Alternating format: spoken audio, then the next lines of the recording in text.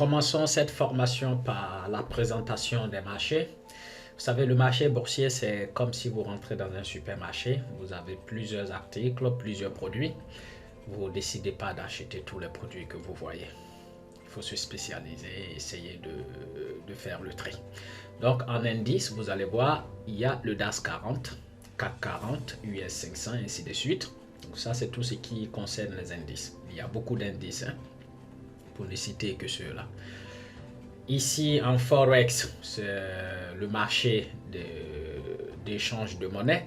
Vous avez Euro USD, GBP USD, AUD USD. Vous verrez quand vous allez rentrer dans le marché, vous allez tout de suite comprendre. Donc ici, c'est l'euro qui s'échange contre le dollar. Le GBP, donc la monnaie anglaise qui s'échange, la monnaie britannique qui s'échange contre le dollar, et ainsi de suite. Après, il va avoir les cryptos. Donc, je sais très bien que tout le monde a entendu déjà parler des cryptos. En crypto, tu as le Bitcoin, le Stellar, et ainsi de suite. Après, il y a tout ce qui est crypto. Je ne peux pas tout citer ici, il y en a beaucoup. Vous avez Cardano et voilà. Après les cryptos, nous allons voir les actions. Donc, le marché d'actions, ça bouge beaucoup. Donc, tu as Google, Tesla, Total, tout ça, Apple. Ce sont des actions, donc vous pourrez facilement spéculer sur ces marchés-là. Et après, on a matières premières. Matières premières, vous avez le pétrole, gaz, l'or, l'argent, cuivre, cacao, blé, il y en a tellement. Et après, tu as les obligations. Donc, taux et obligations, il y a le T-Note 10 ans des États-Unis, il y a le Bund allemand, et ainsi de suite. Donc, ça, ce sont tout ce que vous voyez, ce sont des marchés que vous allez pouvoir trader quand vous allez rentrer dans le marché du trading. À vous de choisir l'instrument qui vous convient le mieux pour ne pas vous retrouver trop dispersé sur les marchés boursiers. Maintenant, qui trade sur les marchés? Il y a vous et moi. Donc nous, on est là, traders à compte propre. Sinon, ceux qui font bouger les marchés, ce sont les gros poissons, hein, c'est comme ça que je les appelle. Tu as les banques centrales, tu as sociétés et transferts d'argent, tu as les fonds de pension, mutuelles, fonds de spéculation, les banques commerciales aussi, il y a des touristes, et puis il y a les entreprises multinationales. Donc, dans les entreprises multinationales, tu as McDo, Google, tout cela, ils reviennent encore investir dans le marché. Donc, c'est eux qui font bouger. Vous allez voir, par exemple, Apple fait partie des actions sur lesquelles on peut spéculer, mais en même temps, eux-mêmes, ils spéculent. Donc, il y a tout ce monde-là qui spécule sur le marché. Tout le monde investit.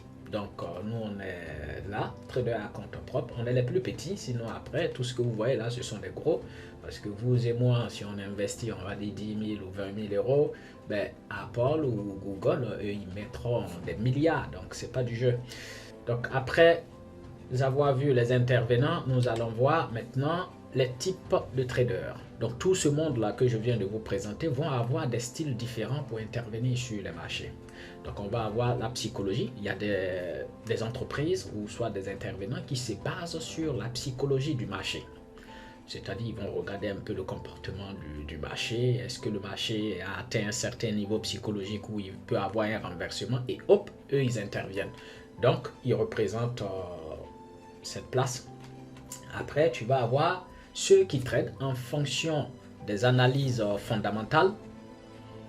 Donc, eux, ils regardent un peu les bases de données. Ils se disent, bon, si tel truc, si par exemple on a telle donnée économique dans la base des données de tel pays, alors le prix va faire ça. Donc, c'est tout un tas de trucs. Après, tu vas avoir les nouvelles économiques. Donc, ce sont des traders qui vont se baser sur le calendrier économique. Eux, ils sont là tous les matins, ils regardent le calendrier économique et ils attendent les nouvelles qui vont tomber. Effectivement, les nouvelles qui apparaissent sur le calendrier économique, ce sont ces nouvelles-là qui vont influencer sur tout le marché de Forex. Et le marché va avoir une grosse volatilité et les gens qui se servent des nouvelles économiques vont pouvoir profiter de ces vagues de mouvement. Après eux, tu vas avoir par exemple ceux qui se servent du price action. Là, c'est ça qui fait bouger les marchés. Le price action, c'est le comportement de la demande et de l'offre. Donc, le mouvement du marché. Ils regardent le comportement du prix et hop, ils interviennent. Donc ça, c'est ça qui est le price action, en se basant sur la formation des bougies et tout ça. Après le price action, on va avoir maintenant ceux qui se servent de l'analyse technique avec les indicateurs. Donc, ils vont se servir de, par exemple, Ishimoku, Fibonacci, plein d'indicateurs qui vont se servir de RSI, les points pivots. Il y a tellement d'indicateurs qu'il faudra faire attention. Donc, il y a des gens qui se servent des indicateurs pour prendre des positions. Donc, tout ce monde qu'on a vu précédemment vont avoir plusieurs styles de trading ici. Et c'est pour ça, vous verrez, le marché ne pourra pas que monter. À un moment donné, il va descendre parce qu'il y a des gens qui se sont servis d'une autre technique qui a poussé le marché à prendre une autre direction. Maintenant, les nouvelles économiques. Les nouvelles économiques dont je vous ai parlé tout à l'heure, il est très important de savoir ce qui se passe. Par exemple, vous prenez une position où vous pensez qu'il y a toutes les conditions qui sont réunies, vous voulez garder cette position pendant un bon moment, mais attention, pendant que vous avez pris la position, peut-être que 2 heures après, il va y avoir une nouvelle économique qui viendra bouleverser votre analyse. Donc c'est ce qui est là, nouvelle économique, ça c'est le calendrier, un exemple du calendrier économique que vous voyez là. Donc toutes ces informations qui sont là vont être analysées et en fonction de l'analyse de ces informations, on prendra position. La plupart du temps ça marche très bien. Donc c'est pour ça il est très important, il est primordial à tout trader de maîtriser le fonctionnement du calendrier économique. De quoi a-t-on besoin pour commencer le trading? Je n'ai pas mentionné là, mais je pense qu'on doit d'abord avoir une tête avec un cerveau bien préparé. Sinon, une fois qu'on possède déjà la tête, on aura besoin d'un équipement comme par exemple un ordinateur, tablette ou même votre téléphone. Je déconseille de trader sur le téléphone parce que vous n'avez pas une bonne visibilité pour analyser la courbe. C'est bien d'avoir un ordinateur du coup et une bonne connexion Wi-Fi ou direct. Après, il faut un bon broker. Il ne faut pas tomber sur un broker où vous allez investir de l'argent et après vous ne pourrez pas retirer. C'est très important de bien choisir son broker. Voilà, donc c'est tellement simple. De chez vous, vous pourrez vous connecter sur votre ordinateur et puis commencer à trader. Donc pour ceux qui ne comprennent pas le principe du trading, suivez bien cette leçon parce qu'elle va vous permettre de comprendre comment fonctionne la spéculation. Bien, ici on a un boxeur bleu et là on a un boxeur rouge. Si le boxeur bleu gagne le combat, le marché va monter. Par contre, si le boxeur rouge gagne le combat, le marché va chuter. Dans le premier scénario, on voit là que le boxeur bleu mène en 1-0. Donc le boxeur rouge perd dans le premier scénario et on voit le marché qui monte. C'est simple, c'est ça la spéculation. Donc si vous voulez par exemple miser, vous spéculez, vous dites bon écoutez, moi je pense que dans ce combat, le boxeur bleu va gagner. Dans ce cas, vous cliquez sur acheter. S'il gagne vraiment, alors vous gagnez de l'argent parce que le marché ira dans votre sens. Par contre, si dans ce même scénario, vous vous êtes trompé, vous ne saviez pas que le boxeur bleu allait gagner ce combat et vous misez sur le boxeur rouge, et bien là, on voit bien que le boxeur bleu a gagné. Dans ce cas, vu que vous avez investi sur le boxeur rouge en disant que le marché va descendre, si le boxeur bleu gagne, alors vous perdez de l'argent parce que le marché n'est pas allé dans le sens de votre candidat ou de votre boxeur. Dans le deuxième scénario, on voit que c'est le boxeur rouge qui remporte le combat et du coup, on a le marché qui prend une autre direction qui descend. Donc, le principe ici, c'est très simple. Que le marché soit en train de monter ou en train de descendre, il y a quelqu'un qui gagne quelque part. Parce qu'il y a quelqu'un qui a spéculé sur la baisse du marché. Donc c'est ça la spéculation. La première mi-temps, on voit le boxeur bleu avait gagné et le marché avait commencé à monter et poup! Ici, on voit le boxeur rouge qui est revenu au score et il a même mené 2-1. C'est pour ça que le marché est en train de descendre. Un peu plus loin, vous allez bien comprendre. On continue. Je prends un autre exemple pour ceux qui aiment bien le football. Vous regardez un match vous regardez un match Paris contre Arsenal par exemple. Quand vous avez deux équipes qui jouent, il y a des gens qui investissent sur de l'argent. Ils investissent de l'argent sur un club, comme quoi, si le club gagne, eh bien, ils prennent un pourcentage, ou soit ils gagnent une certaine somme. C'est exactement pareil ici.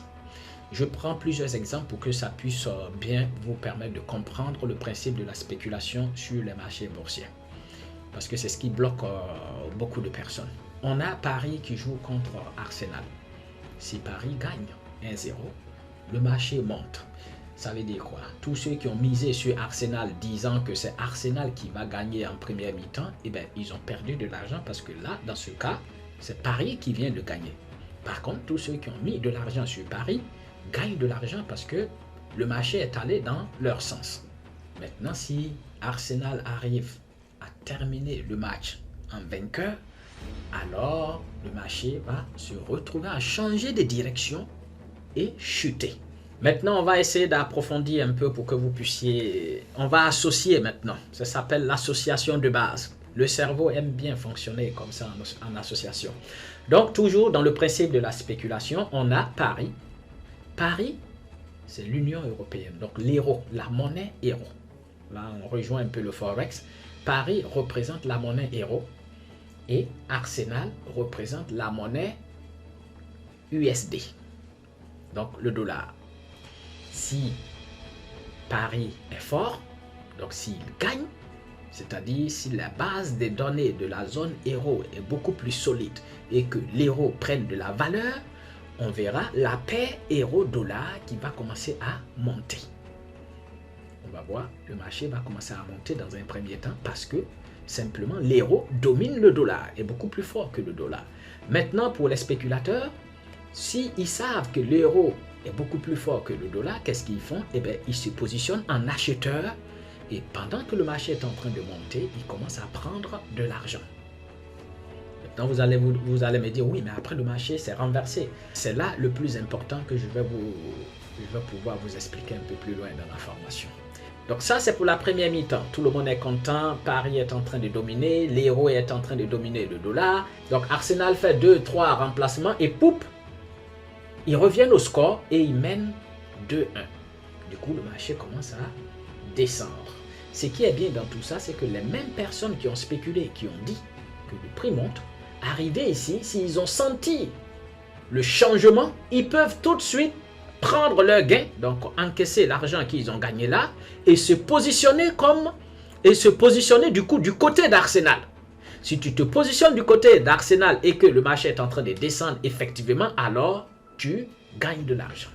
Ce n'est pas parce que le prix est en train de descendre que tu ne gagnes pas. Mais par contre, tous ceux qui ont misé sur Paris, s'ils restent encore dans la position au lieu de couper pour encaisser leur gain et renverser de veste, eh bien, ils vont se retrouver en train de perdre de l'argent parce que cette fois-ci, à la deuxième mi-temps, Arsenal a changé la donne.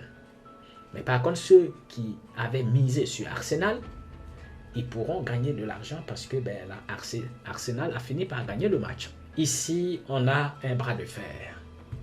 Si l'euro est beaucoup plus solide, il écrasera le bras du dollar. Pareil, vice-versa pour le dollar. Bien, euro contre dollar. Si l'euro est fort et que le dollar est faible, du coup, si l'euro est fort, c'est que le dollar est faible, parce qu'il y a toujours forcément un qui est plus fort que l'autre. Euro plus fort, dollar faible, du coup, on assiste à une tendance haussière. Le marché est en train de monter. C'est ce que vous voyez là, avec la courbe qui commence à monter, ça veut dire simplement que l'euro est plus solide que le dollar.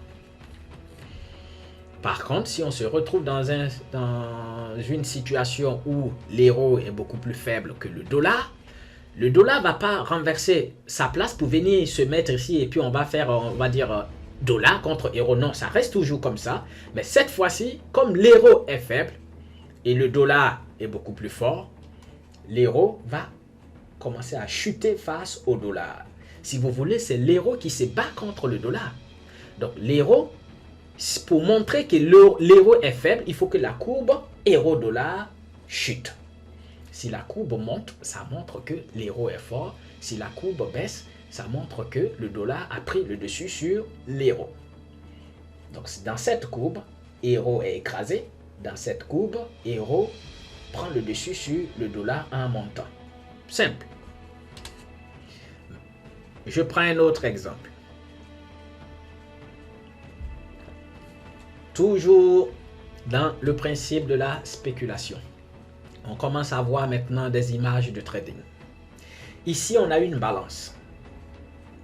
Dans cette balance, quand vous regardez, on voit très bien que l'euro commence à peser, est plus lourd que le dollar parce qu'il a soulevé le dollar qui est dans l'autre balance. Qu'est-ce que ça sous-entend? Hop, vous voyez bien, hein? Ici, il est lourd, le dollar est faible, le marché monte. C'est ce que vous devez vous mettre en tête. Si l'euro est beaucoup plus solide que le dollar, le marché montera. Donc on voit bien ici le marché qui commence à monter. J'ai pris juste une image de graphique et le marché est en train de monter. Parce que simplement, l'euro est beaucoup plus solide que le dollar. Si on se retrouve dans une situation où le dollar a pesé beaucoup plus lourd que l'euro, vous verrez que le marché va commencer à chuter. Et là, qu'est-ce qu'on voit? On assiste à une tendance baissière. Le marché est en train de descendre. Donc, si c'est la paire euro-dollar, cela signifie simplement que l'euro est faible face au dollar. Maintenant, observons un peu le comportement du marché. Comment évolue le marché? Vous voyez là, hop. Regardons un peu ensemble comment se comporte le marché. Le marché monte, il descend, il monte, il descend, il monte, il descend, il monte, ainsi de suite. Revenons en arrière pour voir ce qui s'est passé. Admettons que vous êtes un génie. Ça veut dire que vous avez un pouvoir qui vous permet de prédire le futur. Ou soit vous êtes très très fort. Vous savez comment anticiper sur le mouvement du marché. Et bien là, si vous rentrez à cet endroit-là comme acheteur, le prix arrive là, vous gagnez par exemple 30 $. Arrivé ici, vous savez que le marché va se renverser. Du coup, vous coupez votre position et vous prenez une position à la baisse. Donc vous étiez acheteur. Quelques minutes après, vous devenez vendeur. Voici ce que ça donne. Plus 30 € encore, vous gagnez parce que vous avez su bien anticiper sur le mouvement du marché. Encore, arrivé à cet endroit, vous êtes toujours un génie, vous savez que le marché va monter, hop, le marché monte. Là, cette fois-ci, on voit que le marché est bien monté là parce que la distance de là à là est inférieure à cette distance-là. Donc, approximativement, je me dis, vous gagnez là 50 $. On continue. Encore ici, vous savez que le marché va chuter. Vous vous positionnez là comme vendeur. Vous gagnez 30 $. Ainsi de suite, 45 $. Vous anticipez à chaque fois parce que ça, c'est le mouvement du marché. Si vous êtes aussi précis, vous êtes un génie comme je l'ai souligné, sur les 7 trades, parce que là, vous avez pris 7 trades. Premier trade à l'achat, vous avez gagné. Ici, vous avez été un génie, vous avez vendu. Vous étiez dans la bonne direction, donc vous avez gagné encore 30 $. Ainsi de suite, vous n'avez pas fait de faute. 7 trades, 7 gagnants, ça vous fait un profit de 265 $. Voici comment fonctionne le marché. Maintenant, l'objectif d'un trader, c'est de faire en sorte d'être toujours dans la bonne tendance pour ne pas arriver ici, au lieu d'encaisser les 30 $, rester encore dans la position jusqu'à perdre peut-être les 30 $ parce que si cette position-là, vous la gardez, elle est invalidée parce que le marché s'est renversé contre vous. Je pense que pour le moment, c'est encore plus clair. Et un peu plus loin dans la formation, je ferai des exemples pratiques sur un compte de trading. Comme ça, vous verrez, c'est très facile.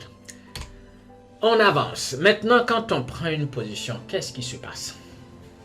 Quand vous prenez une position, vous devez être capable de protéger cette position.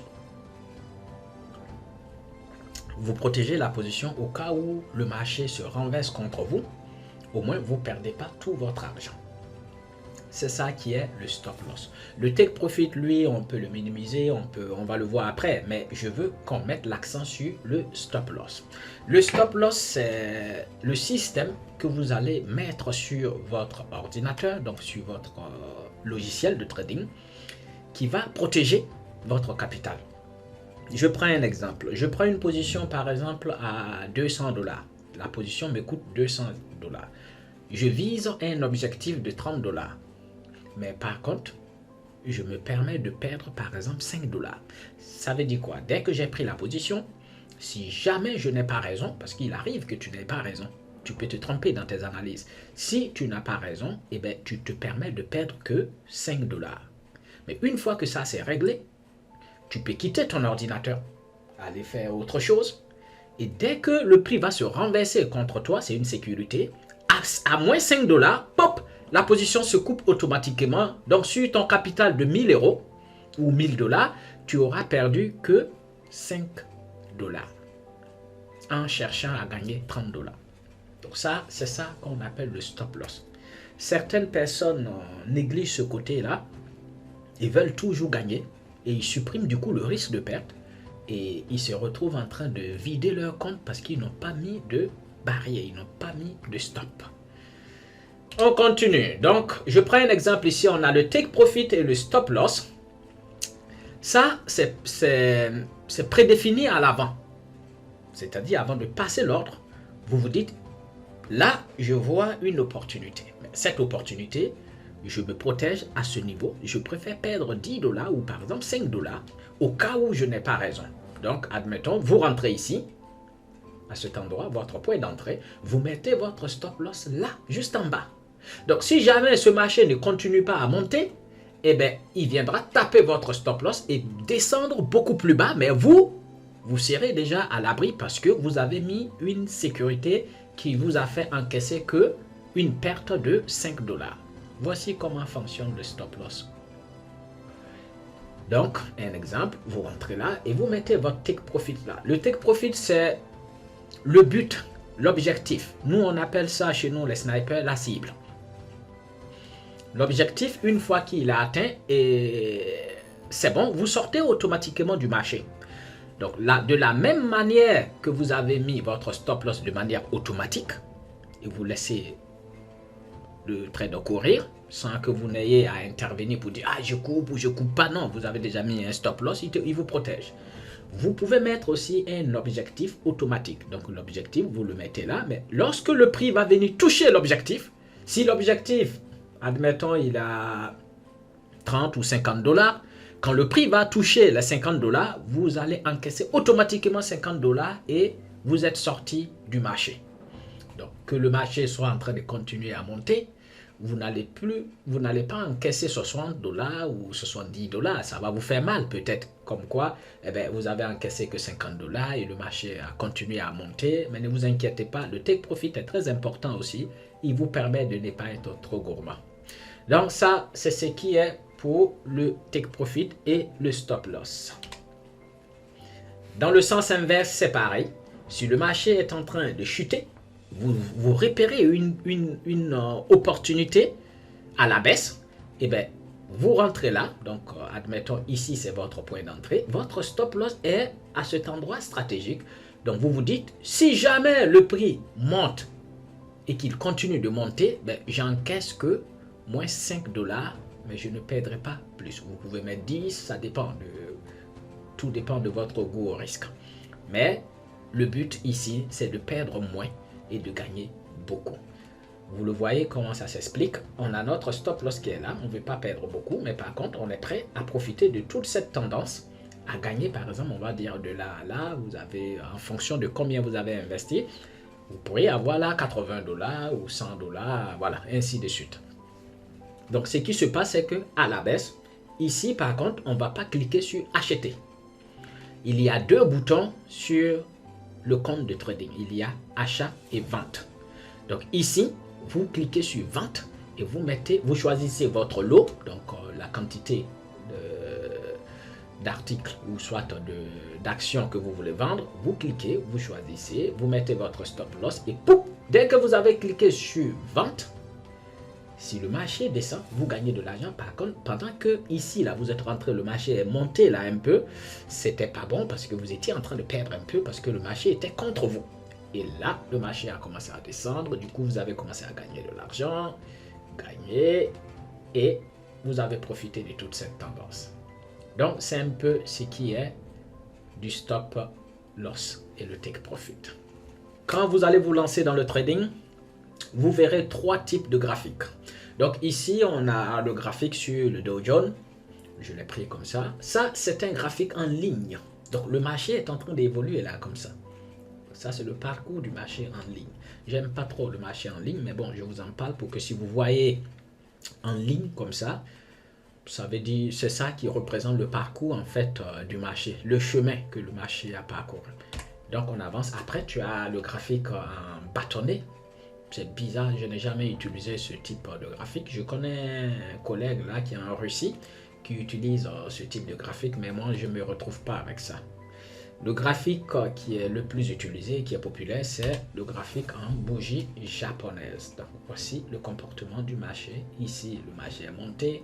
Là, de là, il est descendu. Donc ici, si vous avez dit que vous avez prédit comme quoi le marché va descendre, il est descendu, vous avez gagné de l'argent, mais il fallait vite encaisser, prendre ses gains et sortir de ce marché.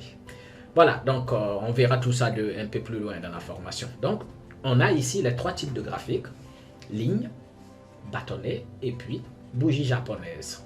Donc ici, ce que vous devez retenir, c'est que si le prix monte, la bougie, elle est verte. Si le prix descend, la bougie, elle est rouge. Donc les bougies vertes représentent les bougies où les gens ont tenté d'acheter sur les marchés. Les bougies rouges représentent où les vendeurs ont pris le contrôle du marché et ont essayé de vendre. Donc c'est un combat en permanence entre acheteurs et vendeurs. Si les acheteurs remportent le combat, le marché monte. Par contre, si les vendeurs remportent le combat, on a le marché qui descend. Donc c'est ce qui représente les bougies rouges et les bougies vertes. Maintenant, vous voyez là, ce sont des bougies japonaises. C'est comme ça s'appelle, une bougie japonaise. Maintenant, chaque bougie a pris un temps pour finir sa formation parce qu'il n'y a pas de liaison là entre là et là. Dès que cette bougie finit, elle entame une autre bougie, ainsi de suite, ainsi de suite. C'est ça qu'on appelle les unités de temps. Ici, par exemple, cette bougie a pris 5 minutes pour se former. Elle va prendre encore 5 minutes pour se former là. Si nous avons choisi de suivre le marché en 5 minutes d'unité de temps. C'est-à-dire, chaque bougie représente 5 minutes. Si on avait mis qu'on veut suivre le marché en 30 minutes d'unité de temps, eh bien, chaque bougie représentera 30 minutes de formation. Qu'elle soit petite ou grande, c'est le même temps que cette bougie que vous voyez là, elle est petite. Elle a mis 30 minutes pour se former. La longue bougie que vous voyez là a mis aussi 30 minutes. Ça s'explique comme quoi ici, il y a eu moins de volume de mouvement. Par contre, ici, le volume était beaucoup. Le volume était très élevé ici. Par contre, ici, il y avait un petit volume. Mais pour finir la formation ici, cette bougie a mis 30 minutes comme celle-là. Comme toutes les autres bougies que vous voyez là. Même on a une ici, là, cette bougie, elle a mis aussi 30 minutes pour se former. Comment se forment les bougies? Comme vous pouvez voir, les bougies que je vous ai montrées tout à l'heure, je reviens encore en arrière, on a des mèches. Vous voyez? Ces petits traits-là sont des mèches et ici on a le corps des bougies. Mèche, corps. Corps, mèche. Donc ainsi de suite. Tout ce qui est petit sur le bout, les traits là, représente les mèches. On a ici le marché qui ouvre là. Ça c'est une bougie verte. Donc comme quoi ici, cette bougie représente une victoire des acheteurs. Donc ça c'est une bougie acheteuse. Ici le marché a ouvert là. Donc là, le marché a commencé là. Il est descendu jusqu'au plus bas. Il est remonté, donc les acheteurs, parce qu'au début, c'était les vendeurs qui avaient la main. Donc, ils ont basculé le marché comme s'ils étaient en train de vendre. Et là, tout d'un coup, on assiste à un renversement de situation de la part des acheteurs qui ont repris le marché là, poussé jusqu'à ce niveau. Donc, toute cette bougie-là était verte, pleine, jusqu'à ce niveau, au plus haut. Et les vendeurs ont pu riposter jusqu'à fermer à cet endroit, même si la bougie reste bougie acheteuse, verte. Donc, la fermeture est là, l'ouverture au plus bas au plus haut. Donc si vous voulez, en gros, chaque bougie que vous voyez, pour qu'elle se forme, elle commence à un endroit qui représente l'ouverture, va dans un sens, va aussi dans l'autre sens et elle vient fermer à un certain endroit parce qu'elle a 30 minutes ou 5 minutes, tout dépend de l'unité de temps que vous avez choisi. Donc admettons là que nous sommes sur une bougie qui a pris une formation de 30 minutes. Donc elle ouvre là, pendant 30 minutes elle a fait tout ce tour là. La bougie était venue là, elle était rouge, après elle est devenue verte, elle est montée jusqu'au plus haut et elle est redescendue pour venir fermer à ce niveau. Et du coup, on a la formation d'une bougie. Donc ça, ce sont des mèches. Ça, c'est une mèche, une mèche, une mèche, une mèche. Maintenant, ce qui s'est passé ici, c'est le contraire qui s'est passé l'autre côté, où les vendeurs ont remporté le combat sur cette bougie. Donc ça, c'est une bougie vendeuse. Le prix ouvre où du coup? Le prix, la bougie a ouvert là. C'est-à-dire l'ouverture du marché est à ce niveau. Le prix est monté. Tout le monde était content. Ils ont dit, oh ben ça y est, le prix est en train de monter. Cette bougie était verte. Jusqu'à ce que les vendeurs puissent reprendre contrôle sur ce marché, basculer le marché jusqu'au plus bas. À ce niveau, c'est le plus bas. Et du coup, les acheteurs ont essayé de riposter, mais ils n'ont pas pu faire grande chose et ils ont fermé. Ils ont clôturé le marché à ce niveau. Donc, fermeture. Et tout ça représente le corps de la bougie. Après, vous allez assister à ce que l'on appelle support et résistance en trading. Support et résistance, c'est quoi? Le marché bouge comme des collines, des petites montagnes. Le marché monte, il descend, il remonte plus haut, il redescend peut-être plus bas, ou soit il n'arrive pas au même niveau, il remonte encore, ainsi de suite. Donc c'est pour ça que je vous ai pris cette image-là. On a le marché qui monte. Quand il monte, à ce niveau, il a été refoulé et il est redescendu. Eh bien, ce niveau s'appelle une résistance. Tout ce qui est en haut. Quand il est descendu, il a fait une creux. Hop, il est resté là. Donc ici, c'est un support où le prix a bondi et il est reparti beaucoup plus haut. Donc du coup, ça va représenter la deuxième résistance, ainsi de suite. Support, résistance, support, résistance. Donc c'est pour vous faire comprendre comme quoi, quand vous voyez l'évolution du marché, vous prenez n'importe quelle courbe, tout ce que vous voyez comme creux représente support et tout ce qui ressemble au sommet des montagnes représente la résistance. On avance. Pareil, sur une tendance baissière, vous allez assister à ça qui était par exemple support, résistance plus haut, support, résistance, support plus bas, résistance, ainsi de suite. Donc l'analyse technique, les gens vont se baser sur les supports et résistances pour tracer des lignes. Dans cette situation, on peut avoir le marché qui fait du surplace. Les gens appellent ça le range. Donc, dans un range comme ça, le marché bouge, il bouge. Vous voyez, le prix ne va pas plus haut ni plus bas. Il reste dans cette zone. Encore, tout ce qui est en haut, résistance, support, résistance, support, résistance, support, ainsi de suite. Donc, les gens vont tracer deux lignes comme ça. Si le prix casse à la baisse, eh bien, ils vont tout de suite commencer à vendre. Pareil, si le prix casse à la hausse, ils vont commencer à acheter. Parce qu'ils ont tracé des lignes de résistance et de support pour attendre que le prix sorte à la baisse ou soit à la hausse.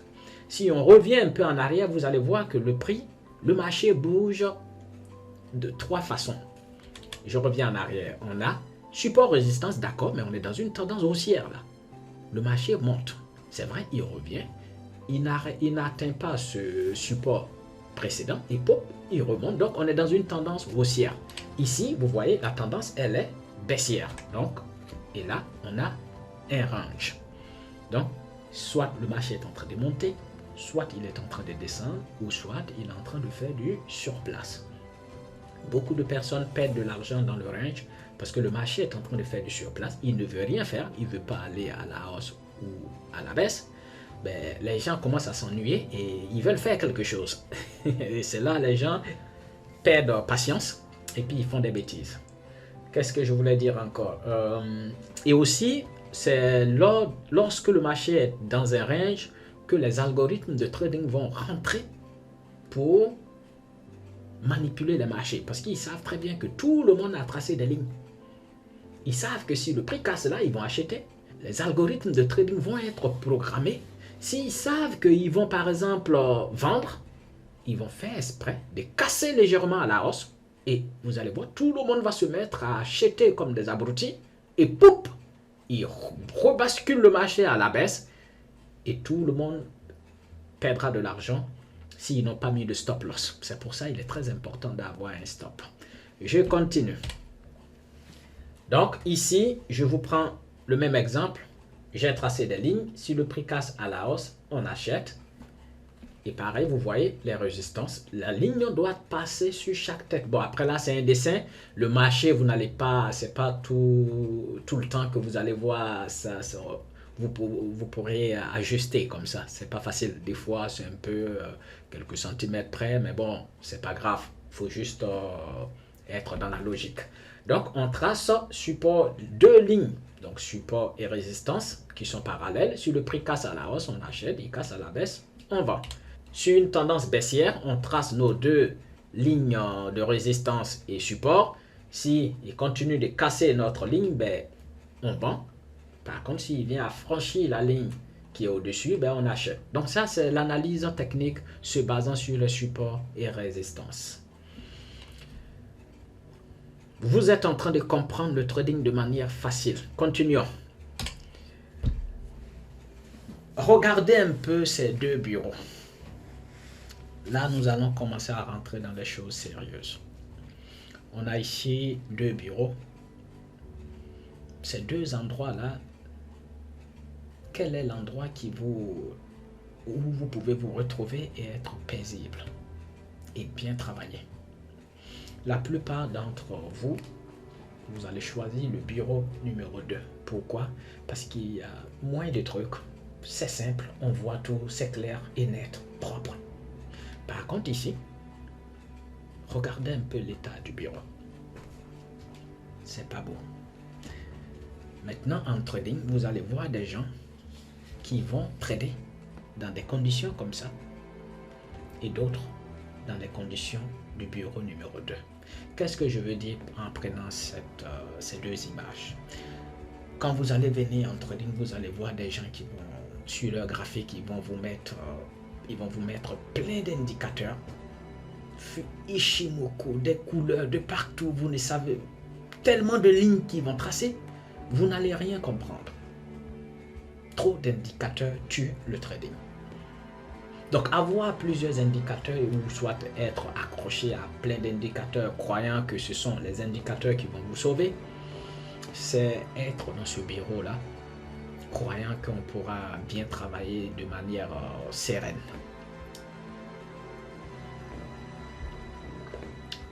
Donc, l'objectif ici, c'est de vous apprendre à choisir les indicateurs et ne pas être accro aux indicateurs. Et travailler de manière simple et efficace. Donc, ce bureau est le bureau dont vous devez opter pour. Donc, comme indicateur que je vais vous recommander, ça va être le RSI, les points pivots et puis moyenne mobile. Après, quand vous allez avancer un peu, par exemple, nous, avec le plan caméléon, on a besoin juste du RSI et puis les points pivots de temps en temps. Sinon, la moyenne mobile, la plupart du temps, on s'en fout complètement de lui. Alors, donc on continue. Boum. Le RSI.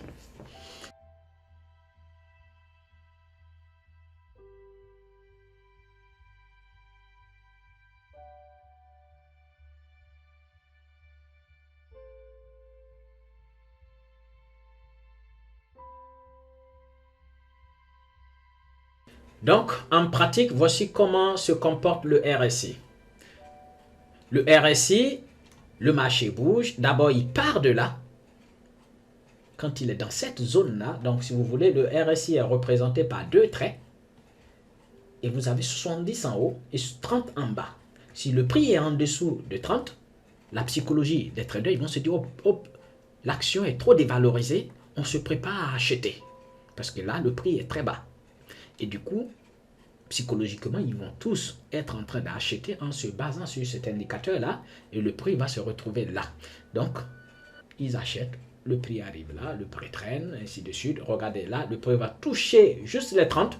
Poum, les gens vont commencer à acheter, ainsi de suite. Le prix casse au-dessus des 70.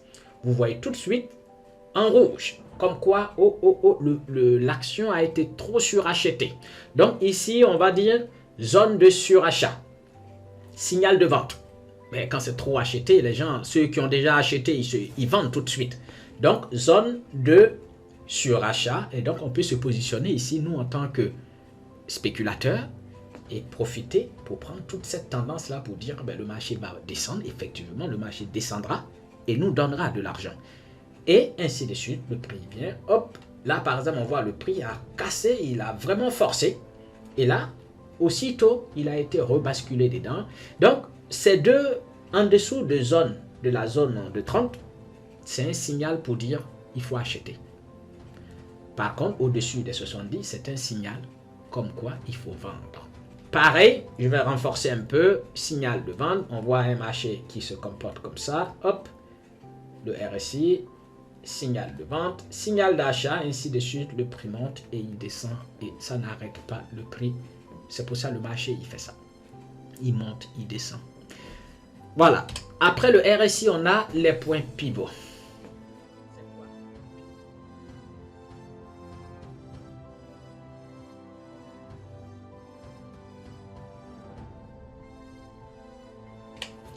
Les points pivots se comportent de cette manière. On a au milieu le point pivot. Donc c'est ce trait-là qui délimite le milieu du terrain. C'est comme si on était sur un terrain de football. Le centre où le match commence, c'est là, pivot. Donc le prix soit va être joué dans le camp des acheteurs qui vont faire basculer le marché à la hausse, ou soit le marché va être joué dans le camp des vendeurs où le prix viendra tester ces supports-là. Donc, lorsqu'un prix part du point pivot, s'il décide de chuter, il va rencontrer un support. Et ce premier support s'appelle le S1. Donc, c'est un logiciel qui, vous le téléchargez, il se met automatiquement sur votre plateforme de trading. Et quand le prix part du point pivot, arrivé au S1, il va faire une pause, ou soit il va être freiné. La plupart du temps, sinon, des fois, lorsque la vente est forte, le prix casse tout de suite S1, S2, ainsi de suite. Mais dans la plupart du temps, le prix va être freiné au S1, il va tenter de monter. Si vraiment les vendeurs sont déterminés, ils vont pousser le marché qui va venir faire encore une pause au S2, ainsi de suite. Donc c'est ça le pivot. Donc pour quelqu'un qui fonctionne avec les points pivots, il achète, il vend ici. Arrivé au S1, il prend profit, il encaisse et il attend si le prix va casser le S1 ou pas. Pareil, si le prix doit monter, c'est pareil. Le prix est arrivé au R1, donc ça devient une résistance. Le R1 représente une résistance où la plupart du temps, le marché va faire une petite pause. Ou soit il peut casser directement, venir faire une pause au R2, ainsi de suite. Je vais vous prendre un exemple simple. Les points pivots fonctionnent comme si vous étiez dans un ascenseur. Vous avez 3 niveaux de sous-sol en allant dans le sous-sol. Voilà. Et vous avez 3 étages. Si vous prenez l'ascenseur et que, par exemple, vous décidez d'aller au S2, arrivé au S1, mettez-vous en tête que quelqu'un peut demander à descendre. Donc, au premier sous-sol. Arrivé là, il va avoir une petite pause, ainsi de suite. L'ascenseur va descendre, va s'ouvrir, quelqu'un va descendre et vous allez poursuivre votre chemin jusqu'au S2. C'est pareil, si vous rentrez là et que les acheteurs appuient sur le bouton monter, vous montez, arrivez au premier étage, il y a des gens qui peuvent dire ben on descend. Mais si les gens sont beaucoup puissants et qui sont vraiment pressés, ils vont dire ben non, non, non, nous on s'arrête même pas au R1, hop, on va jusqu'au R2. Ben, si c'est dans le cas, ben, si vous êtes acheteur ici, vous allez gagner rapidement tout ça parce que le prix n'aura même pas le temps de faire une pause au R1. C'est une image pour vous expliquer un peu. Voilà, donc c'est un peu ce qui est des points pivots. On a déjà vu les indicateurs RSI et les pivots. Maintenant, je vais vous mettre la moyenne mobile ici pour que vous voyez comment la moyenne mobile fonctionne. Et après ça, on pourra faire l'analyse technique, tracer et trouver des points d'entrée et éventuellement prendre des positions pour que vous voyez comment ça fonctionne. Donc, je vais aller chercher la moyenne mobile. Donc, pour récupérer cette moyenne mobile, je viendrai là. Hop, insertion, les indicateurs sont là. Vous voyez un peu quand je parle d'indicateurs, tout ça, ce sont des indicateurs. Tout ça, ce sont des indicateurs. Quand je passe là, on a tout ça encore comme indicateur. Je reviens, tout ça comme indicateur. Là, tout ça comme indicateur. Encore. Et là, vous avez toute cette liste. Et attention, c'est pas tout. Hein. Il y a encore plein d'indicateurs que je n'ai pas intégrés là. Mais ce sont tout ça, je ne vais pas me servir de tout ça. Regardez par exemple si je prends le cas de Ishimoku. Ishimoku, regardez à quoi ça ressemble. Si je m'amuse à vous enseigner des trucs comme ça, non seulement je vais perdre votre temps et je vais vous rendre fou pour rien parce que ça ne va pas changer vos résultats si vous ne vous servez pas de cet indicateur. Donc je l'enlève. Hop. On va aller chercher l'indicateur. Pour cette plateforme, c'est le MetaTrader 4. Donc c'est une plateforme de trading professionnel. Donc ça c'est la plateforme pro pour pouvoir passer les ordres et tout. Vous voyez là. Sell quand vous pensez que le marché va descendre et buy quand vous pensez que le marché va monter. Je ferai une formation sur la manipulation de cette plateforme dans la partie payante de la formation parce que là on va voir des choses beaucoup plus sérieuses mais simple, hein? Il faut toujours rester dans la simplicité pour être efficace. Bien, donc j'envoie directement la moyenne mobile. Hop. Moving average. Je le laisse en période 14. Hop, il est là. Vous pouvez décider de changer la couleur de cette moyenne mobile, hein? C'est comme vous voulez. Vous allez dans propriété, ici, on a tout là. Donc, mettons, j'essaie de le mettre en... Ouais, on va le laisser en rouge. La moyenne mobile est là. On voit le prix. Ici, le prix a cassé la moyenne mobile, mais d'une manière violente. Et qu'est-ce qui s'est passé? Le prix a continué à chuter jusqu'à ce niveau. Donc, tous ceux qui attendent que la moyenne mobile soit cassée avant de prendre position, ici, ils se sont gavés parce que, effectivement, le prix a violemment chuté. Arrivé là, le prix est remonté et a cassé la moyenne mobile à la hausse, avec violence aussi. Donc, on change de tendance. Ceux qui se sont mis là à acheter, ils ont pris tout ça comme gain. Ainsi de suite, ainsi de suite. Donc, si vous avez bien compris, la moyenne mobile vous donne la force de la direction du marché. Si le marché est en train de chuter, la moyenne mobile va être au-dessus. Donc, vous voyez là, la moyenne mobile est au-dessus du prix. Le prix est en bas. Si le prix est en train de monter, la moyenne mobile est en dessous et le prix est en haut. Donc les bougies que vous voyez là vont être en haut et la moyenne mobile va être en bas. On voit bien là, la moyenne mobile est en dessous du prix.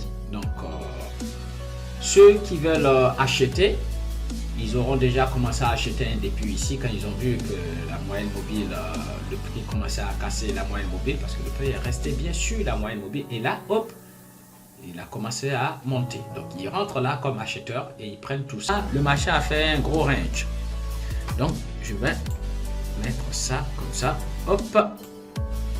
Je vais attendre que le prix casse ce trait que j'ai tracé en rouge pour pouvoir me positionner en vendeur avec un stop loss serré. Donc, je mettrai mon stop loss quelque part là. Et si je me positionne quelque part là en vendeur, voici le résultat, je serai toujours en gain. Mais si vous avez déjà pris une position là et que vous êtes en gain, à cet endroit-là, il faudra sortir du marché. Pourquoi? Parce que on rencontre un autre support qui est là. Donc je vais colorer, je vais mettre encore. Voilà. On a notre support qui est là. Et un autre support s'est formé là. Donc je prends mes gains parce qu'il y aura une pause dans cette zone. Le marché n'a pas de direction là en ce moment. Là, c'est un graphique GBP USD, donc la monnaie anglaise contre le dollar américain. Le prix est descendu et arrivé là. Hop, il a été refoulé. Donc, on a un gros support là. on est monté, on est venu former un autre support et vous voyez bien ce support est beaucoup plus bas que celui-là. Donc logiquement, qu'est-ce qui va se passer? La moyenne mobile a été cassée à la hausse et les gens ont acheté jusque là. Là aussi on peut acheter parce qu'on est bien à la hausse, donc la moyenne mobile est en dessous. Donc les gens vont privilégier l'achat dans un tel marché pour pouvoir profiter de la hausse. Et le stop loss va être quelque part là. Un scalp de 5 minutes sur le pétrole. Là, je vois le marché qui commence à chuter. Et je vais scalper sur des contrats sur 5 contrats. Donc, je clique sur vendre et je place mon ordre. L'ordre est placé. Mon stop loss, je le positionne au sommet de la résistance. Et mon take profit, je le mets au S1. Et je laisse le marché courir.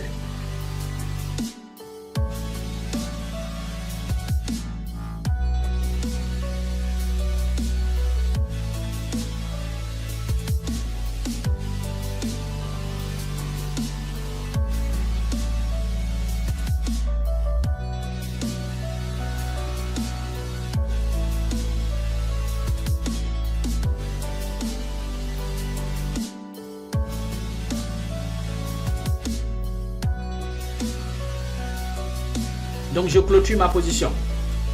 Position clôturée. Parce que la bougie est venue fermer, clôturer. Donc le prix a fermé au-dessus de mon trait. Donc je sors parce que il y a changement de tendance. Donc le marché va monter légèrement avant peut-être de chuter. Mais je vois bien là ce trait. Le prix a bondi dessus une fois, 2 fois et une 3e fois. Si le prix n'arrive pas à casser ce trait, on pourra probablement aller à la hausse. Là, je vois le prix qui commence à chuter. Donc c'est simple, hein? Je me positionne en vendeur, je prends le nombre de contrats et je valide mon ordre. Une fois que l'ordre est validé, je clique sur le bouton de mon point d'entrée, je glisse le stop, je le mets là, hop, on est en 5 minutes et mon take profit, je le mets à 100, ouais, je le mets à 200. Voilà. Take profit réglé à 200 €. Et je laisse le trade tourner.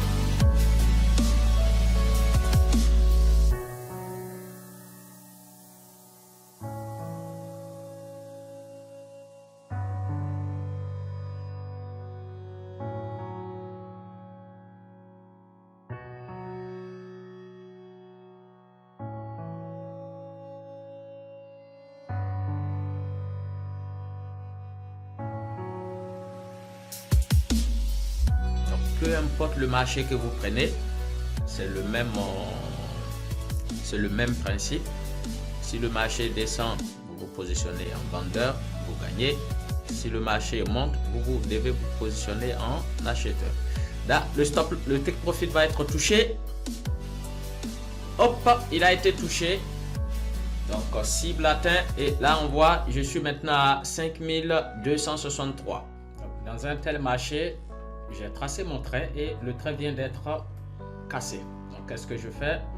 je me positionne en acheteur, je valide mon ordre. Une fois que l'ordre est validé, je viens sur le point d'entrée, je prends là et je glisse pour mettre en dessous du S2 et mon take profit va être au S1.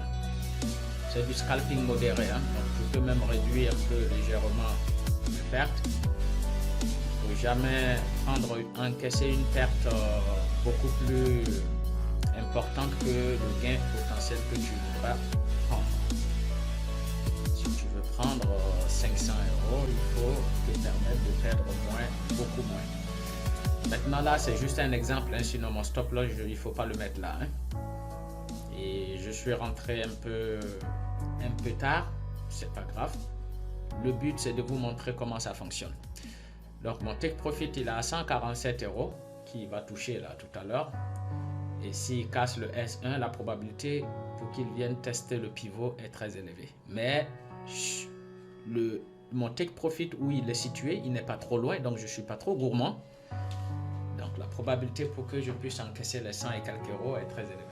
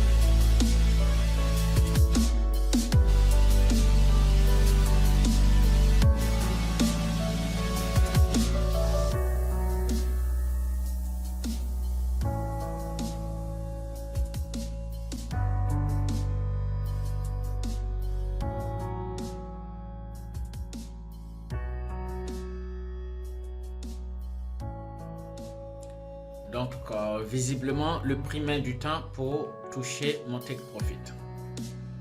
Je patiente un peu encore. Bon, donc je vois qu'il n'y a pas de volume. Comme vous avez bien vu, ici, on va avoir des petites bougies. Ça prouve que les acheteurs ne sont pas assez costauds. Donc, ce que je vais faire, je vais fermer ma position et prendre 94 euros. Voilà, position encaissée, le gain s'ajoute directement. On est maintenant à 5356 euros. On continue. Position repérée sur l'euro-dollar.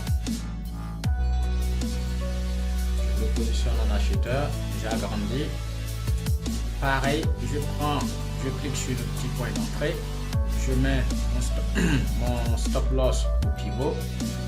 Je l'approche au R1 et je laisse le trade courir.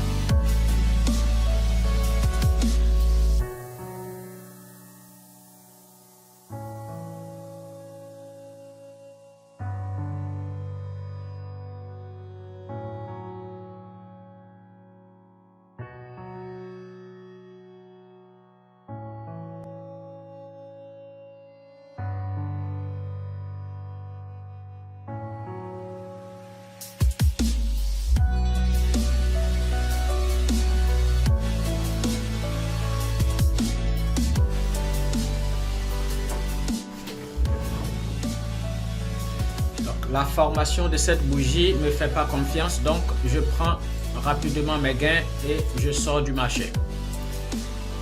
Je clique là, fermer, hop, et je prends les 19 euros ou les 12 euros. Hop, fermer et je continue ma quête. Je viens sur le DAX 30. Je repère là une tendance baissière. Encore, je me positionne en vendeur. Hop. Je peux placer déjà mon stop loss avant de valider l'ordre 1 et monter de profit au S2. Et ordre validé. Je laisse le trade courir. J'agrandis pour qu'on voit bien. Voilà. Montée de profit au S2. Déjà, on est en dessous du pivot, donc on entame une tendance baissière. Le prix n'a pas pu progresser jusqu'au pivot. Donc, il a pivoté au niveau du S1. Donc, la probabilité pour qu'il vienne tester le S2 est très élevée. C'est pour ça que je suis rentré en position. Je vous laisse apprécier le trade.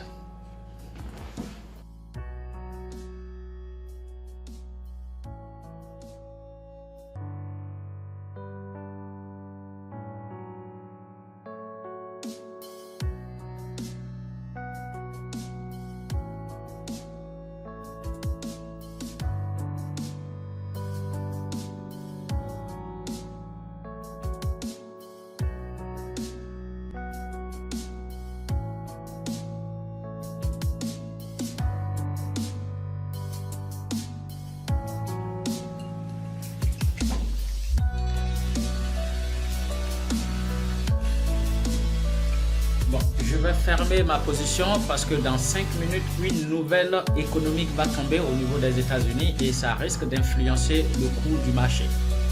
Donc, je ferme ma position. Donc, je coupe manuellement ma position. Je prends les 34 euros et je sors du marché.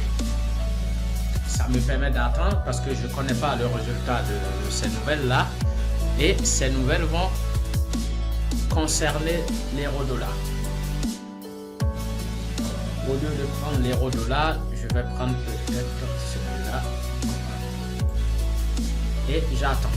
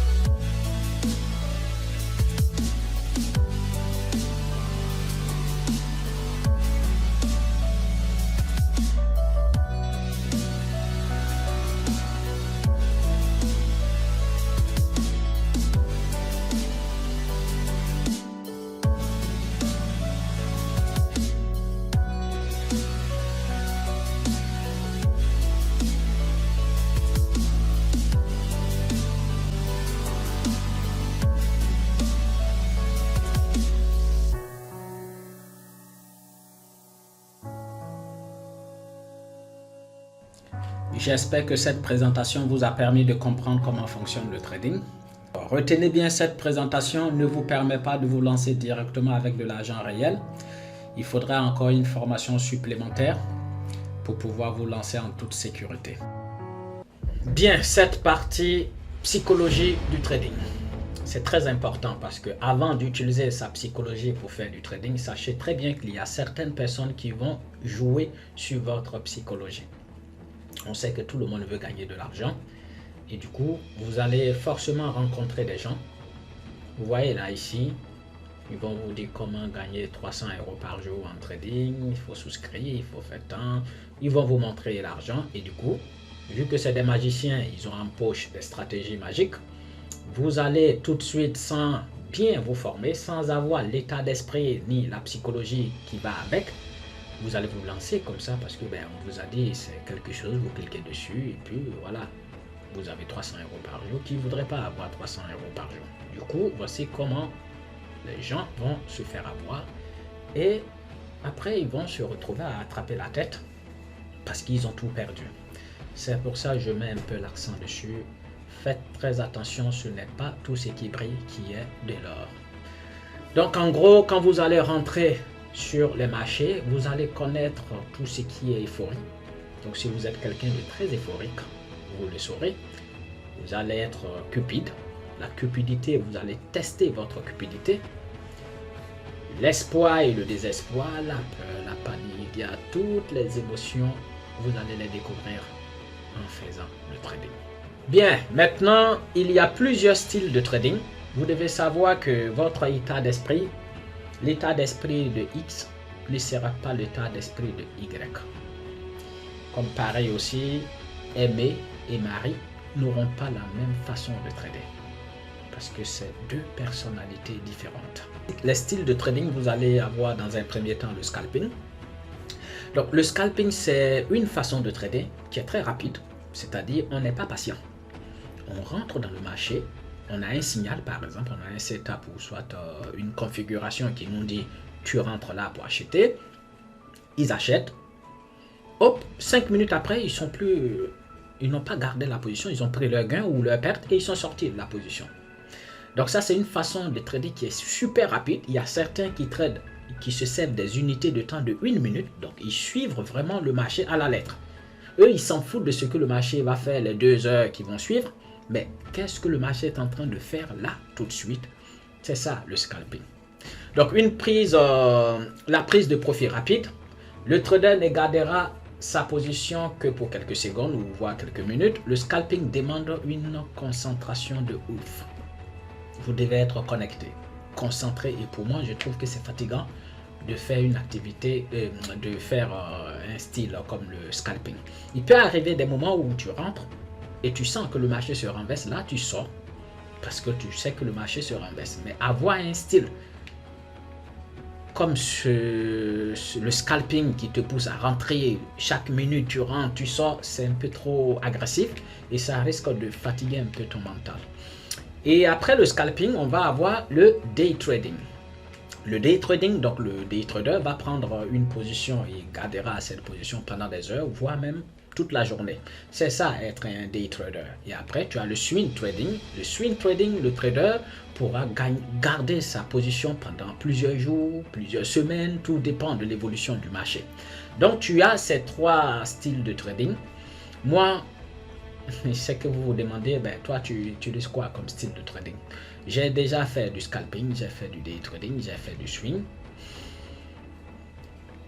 Aujourd'hui, c'est pour ça qu'il y a beaucoup de personnes qui échouent sur les marchés parce qu'ils prennent un style de trading qui n'est plus adapté au comportement du marché aujourd'hui. Parce que vous allez suivre, on va dire, une formation qui est basée sur une stratégie. Et cette stratégie est basée sur l'analyse du marché il y a par exemple 2-3 ans. Mais le monde d'aujourd'hui n'est plus le monde d'hier. Donc, c'est pour ça que je dis, il y a certaines formations qui sont périmées. Ils sont périmés parce qu'aujourd'hui, c'est très rare de voir une tendance bien confirmée. Quand on a aujourd'hui une tendance qui continue de monter, on se dit waouh! Parce qu'il suffit que ça monte Le soir, quelqu'un va dire quelque chose, on va prendre même simplement le Bitcoin par exemple. Admettons, tu achètes le Bitcoin. Et poup, il y a Elon Musk, il finit de prendre son café le matin, il dit 2-3 petits conneries là, et poup, le Bitcoin commence à chuter. Donc il faut avoir une stratégie bien déguisée, bien en place pour pouvoir s'adapter à ce genre de comportement du marché. D'où le plan caméléon. Et qu'est-ce que je voulais ajouter? Voilà, le plan caméléon n'est ni, je sais pas, je finirai par vous dévoiler même le plan caméléon dans la formation gratuite. Le plan caméléon, quelqu'un qui se sert du plan caméléon n'est pas scalper, n'est pas non plus day trader, n'est pas non plus swing trader. Je vous explique, il est le mélange de tout ça. Vous savez, c'est le marché qui décide. J'ai quelqu'un qui m'a posé une question la dernière fois. Oui, mais Sniper, tu as fait une vidéo où tu as dit que c'est le marché qui te dit où mettre ton stop. Moi, je ne comprends pas ça. Je lui ai expliqué parce que ce que nous avons vu tout à l'heure, là, support, résistance, est-ce que c'est nous qui avions formé la résistance et le support? C'est le marché qui l'a fait de manière naturelle en calculant, en prenant en compte les vendeurs, les acheteurs, donc le mouvement va aller former une résistance qui ne dépend pas de nous. Donc le marché fait ce qu'il veut. On va toujours obéir au mouvement du marché et aux recommandations, surtout au comportement du marché pour pouvoir nous adapter. Donc c'est un peu ça. Il ne faut pas avoir un style de trading pour dire oui, moi je suis tant. Il faut avoir un style qui regroupe tous les styles de trading. Le marché aujourd'hui bouge d'une certaine façon et si tu as un seul style qui dit oui, moi si je rentre là, je vais prendre une position là, je vais être day trader, je vais gagner de l'argent jusqu'à la fin de la semaine, c'est faux. Les horaires d'ouverture du marché. En Europe, on a le marché qui ouvre de 9h30 et ferme à 17h30, des fois 18h. Aux États-Unis, le marché ouvre à 15h30, heure française, et ferme à 22h. On a le marché asiatique aussi. Donc en Asie, le marché ouvre à 1h du matin, donc heure française, et ferme à 7h du matin. Et le marché est ouvert 24h sur 24, du lundi jusqu'au vendredi à 23h. Parlons maintenant de la gestion de risque en trading. Il est très important de savoir gérer le risque. Donc pour gérer le risque, il faut faire très attention d'être toujours dans la tendance. Il ne faut pas voir un marché qui monte et toi tu vas vouloir vendre parce que tu vas anticiper. Ça, ce sont des petits conseils que je vous donne. Après, le point d'entrée et le timing, ça c'est ce qui va vous permettre de mettre la différence. Si vous rentrez mal dans le marché ou soit vous rentrez trop tard, c'est pas bon. Vous rentrez trop tôt aussi, ça peut jouer sur votre psychologie. Donc le timing d'entrée et l'endroit où vous prenez position, ça c'est très très bien. C'est ce qui va jouer vraiment sur votre rentabilité. Maintenant, un petit conseil de money management, il ne faut pas investir tout son argent. Donc ça veut dire si vous avez commencé par exemple avec 1000 euros ou 2000 euros, ne prenez pas 2000 euros pour acheter l'or ou le pétrole. Utilisez juste 10% de votre capital. Après, si pour 1000 euros, je pense que vous serez obligé de monter un peu le levier parce que sinon, vous ne pourrez même pas prendre un contrat ou demi-contrat du pétrole. Donc, il faut éviter de s'exposer et prendre grand max 10% de son capital. Sinon, il faut rester entre 2, 3, 5% en fonction de votre capital. Si plus vous avez un gros capital, vous pouvez respecter. Mais bon, pour quelqu'un qui commence avec 500 euros, il est obligé d'envoyer un peu. À la fin, je parlerai de la position du stop loss qui doit être recommandée par le marché lui-même. C'est-à-dire, quand vous avez eu suffisamment d'expérience sur les marchés, vous devez pouvoir repérer un endroit où mettre son stop loss pour ne pas qu'il soit sauté à tout bout de champ. Voilà, donc la position de votre stop loss vous permettra de mettre la différence.